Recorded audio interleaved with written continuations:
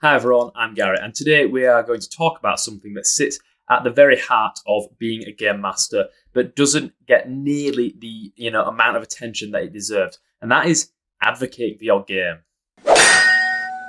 Now, when I say advocate, I don't really mean kind of telling people how great role playing is, or try to sell someone on D&D or Pathfinder or whatever other system. What I mean is that as the game master, you're the one who has to take responsibility for making the game actually happen. You're the one who ignites the enthusiasm, who makes sure sessions are scheduled, who does the prep, and who provides the kind of logistics and organization that keeps a campaign alive. And you kind of have to accept that this is on you. I really learned this the hard way. A while back, 2 years back, I was running the Wild Beyond the Witchlight, a 5e module. I was running it for Gem, my system, for an online group that I've run games for now for over 10 years. I absolutely love those guys. But about halfway through that campaign, it all started to wobble. People, including me, cancelled at the last minute. Sessions got postponed. Players and me came in tired and enthusiastic at times. And for a while, I kind of began to think, oh, well, maybe it's not just meant to be. Maybe I'll let this one die, and then in a few months, I'll just suggest that we try something new. But to be honest with you, I kind of had to accept that if I didn't push, no one would. If I didn't show up with energy, nobody else would bring it. If I didn't kind of chase schedules and keep things organized, not just this campaign would evaporate, but the whole group would risk a sort of general collapse. So I, locked in, made sure that we got to the end. And because of that, the game survived. I still run games for this group like now every week. In the end, that campaign actually more than survived. It became one of the most memorable campaigns I've ever run, and it was a really good thing to kind of press on and try and keep everyone invested. So that's the point of today's video, to explain why advocacy is part of the job description of being a good game master, and to break it down into 4 main areas, 4 pillars of advocacy, which I'm going to call enthusiasm, organization, scheduling, and prep. Along the way, I'll share some stories and give some very practical advice, I think. So if you're struggling with a campaign right now, or if you're about to start one, you'll know exactly what role I think you should, try and play outside the game to make sure that your campaign is really, really successful. So before we get to the details of this, let's just take a step back and lay out a couple of kind of fundamentals, with each other. Why do I think that this is the game master's responsibility in the first place?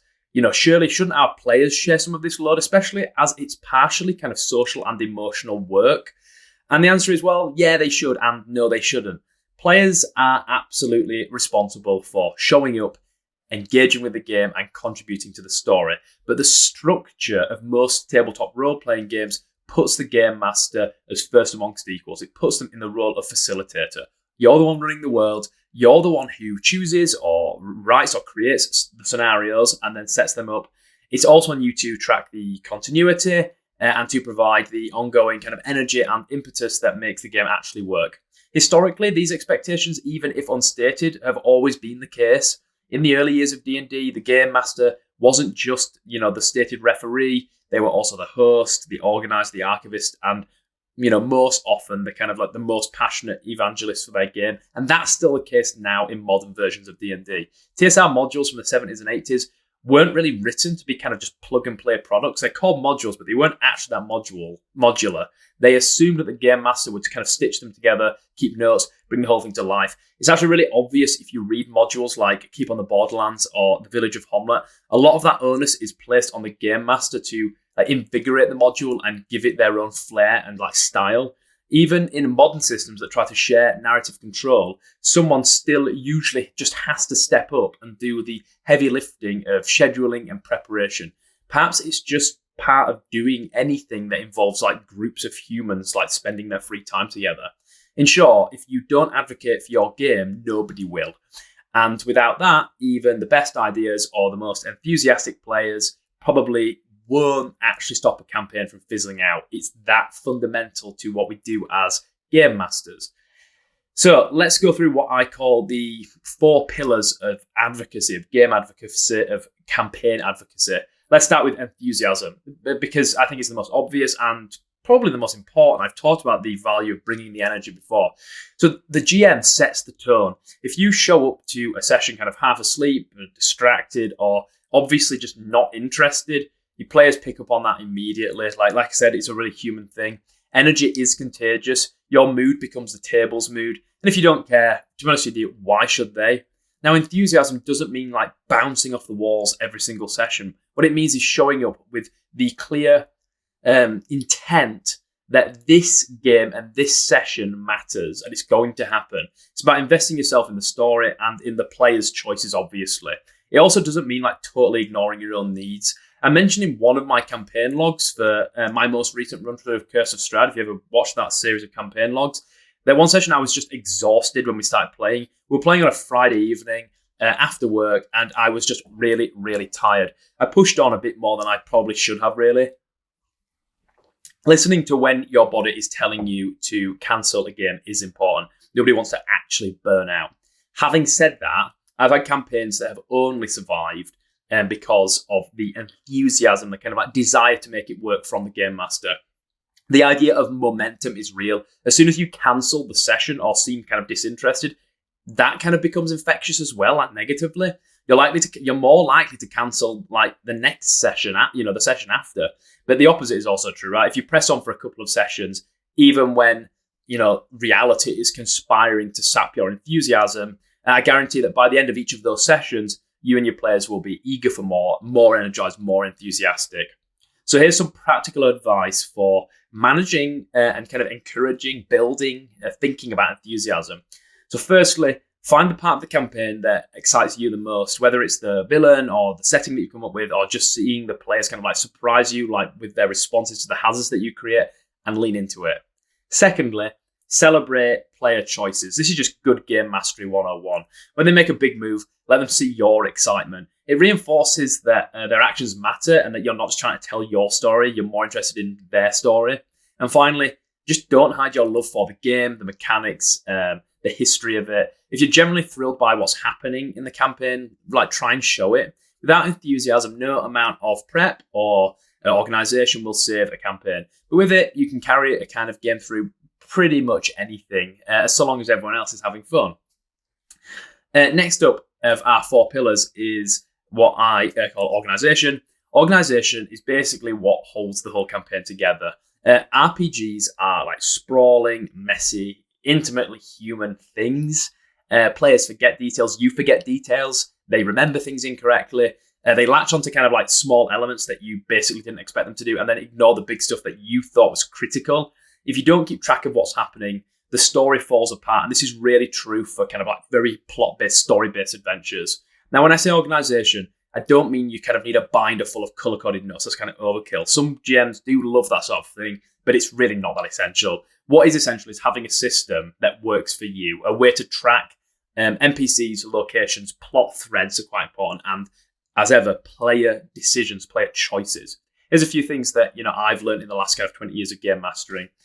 Firstly, keep a campaign log. It doesn't really matter what it looks like, even if it's just a 1-sentence summary of the session, e.g., like session 10, the party rescued the kind of king's son, but burnt half the forest down in the process. Unicorns are angry.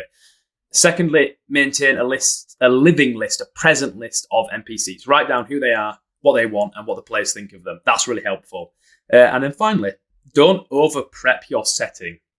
Instead, focus on the things that will actually come out in play at the table, actually hit the table. Players rarely care about dynastic histories, but they will care about who runs the local thieves guild. They will care about information that they'll actually need. Organization isn't glamorous, but it's one of the clearest ways that you as a game master advocate for your game. You're saying to the players, this story matters enough for me to keep it straight in my head.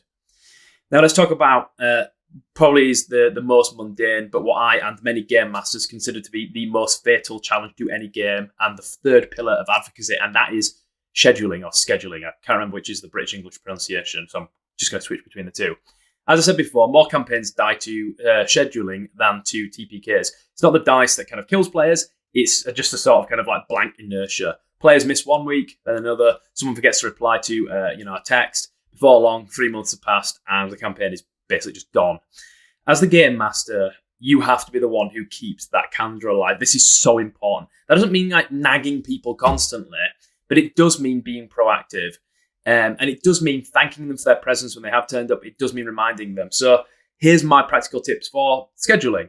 Firstly, establish a regular slot. I don't care if it's weekly, fortnightly, whatever works, but just keep it consistent. We play every Thursday or every other Thursday. It's like way easier to maintain than we'll just find a time that works each week. That will not work. I promise you, I've tried it. It doesn't work. Regular slot, really important. Secondly, be the one to send the reminder. Don't wait for someone else to ask if the game is happening. Send a quick check-in a few days ahead. And finally, be flexible, but not endlessly so. If one person can't make it, decide whether you'll play with or without them. If you cancel every time someone can't make it, the campaign will never gain momentum because you cancel every time you should play. And as I said before, momentum is important. It snowballs into enthusiasm. I run a campaign every Tuesday evening. This is my online campaign. I run a few campaigns, but this is my really, really regular one. I always make a point of sending out the reminder on Tuesday morning, on Monday evening, but usually Tuesday morning, even if everyone already knows the schedule. This simple act makes it clear to the players, this is happening, this matters, I'm invested, and so should you be. And because of that, the players generally stay invested too. Scheduling is the bane of any game master's life, or just any player of role-playing games. It's just part of being involved in a very being in a very involved hobby in a world where most people don't have as much time as they probably would, especially as they kind of like get older and get professional jobs. And then finally, we come to the last pillar of advocacy, preparation. Now, I'm not going to tell you how much prep you should do. Every game master is different. I've already done a video on why we even bother to prep. You can see that if you click on the top right now. But some of the following that I'm about to say is just fresher insights than what I shared there. Now, everyone's prep is different. Some game masters thrive on detailed notes and elaborate maps. Others run just basically completely off the cuff, like improvised. What matters is that you do enough prep to show your players that you care. Prep is a signal in this sense. It tells your players, I did actually think about this. I've put in, some work outside of the game to make sure that you have a good time and that I have a good time. I know I have a privileged position as a game master in this group. That signal is powerful.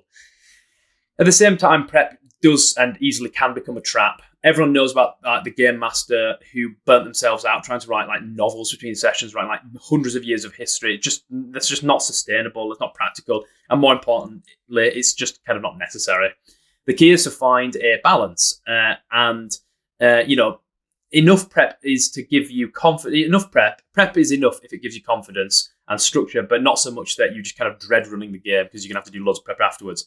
So here's my 3 practical tips for prep, mainly inspired by my own prep styles, which are heavily informed by the old school OSR, the old school revival.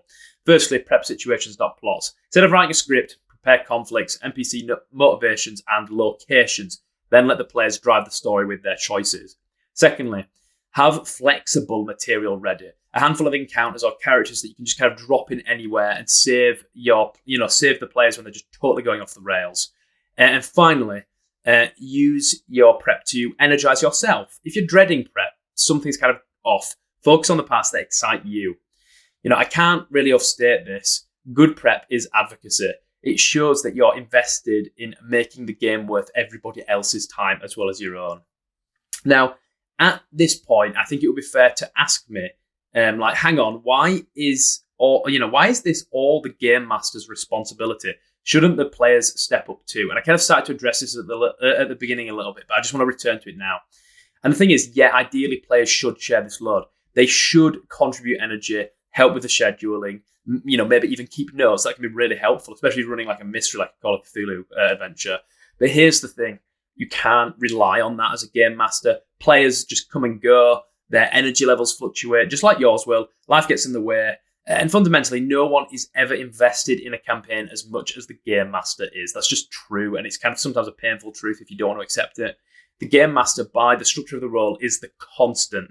You're the one with the world in your head, the one preparing the next session, the one with the vision for where things might go. That doesn't mean players don't matter. Of course they do. But if you want a campaign to survive, you can't wait for other people to advocate for your campaign. It won't happen. You have to take the lead. Being an advocate for your game can feel like a burden sometimes. You're carrying the weight of enthusiasm, organisation, scheduling, and prep. But it's also what makes the role as a game master so rewarding. Think about it. You're not just like running a game. You're building a shared experience, a story that people often will remember for years, right? My players talk about things that happened like nearly 20 years ago now, or maybe even 20 years ago. And that only happens because kind of you know, like a candle in the wind kept the flame alive. You pushed through the boring bits, the missed sessions, the like wobbly bits of doubt. You took the responsibility, and because of that, everyone else got to enjoy the sort of magic of this hobby. That's what makes tabletop role-playing games, I think, unique and so special. They're not like board games where you just set up the pieces and play. They are living narratives, living secondary worlds, and they need someone to champion them, to advocate for them. That champion is the game master. So here's my kind of closing thought. If you're a GM, embrace the role as the advocate for your game. Like, enjoy it. Be the one who shows up with the enthusiasm. Be the one who keeps the notes and remembers the details. Or if you're like me, don't remember the details, just write them down. Be the one who makes sure the sessions are scheduled. Be the one who does the prep, even if it's just a few bullet points. And sometimes it is. Sometimes it's even less than just a few bullet points, but do it. Because when you do, you're not just running a game. You are building a story, engaging with a secondary world, giving your players something that they'll talk about for a very long time. And so with that, thanks for listening. Like and subscribe. Follow me on Blue Sky. Join us on Discord to talk about Gem. I'm Garrett, and I'll speak with you again soon.